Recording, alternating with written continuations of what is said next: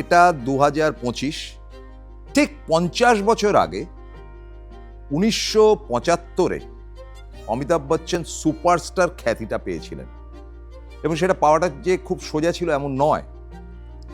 আমি বলছি না যে 1975-এই অমিতাভ বচ্চন ফিল্মে আসেন, তিনি ফিল্মে এসছেন বোধহয় 68-69 ওই টাইমটাতে। কিভাবে কি বৃত্তান্ত তার বিবরণে যাচ্ছি না।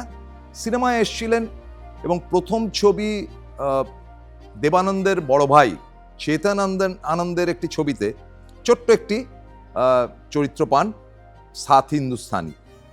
তো সাত হিন্দুস্তানির একজন তিনি ছিলেন ঠিকই, তবে তিনি খুব একটা লোকের নজরে আসেননি। এরপর টুকটাক কিছু ছবিতে সুযোগ পান ঠিকই, কিন্তু খ্যাতি লাভ খুব একটা করতে পারেননি। মানে কেউ অমিতাভ বচ্চনকে অ্যাজ চিনতই না।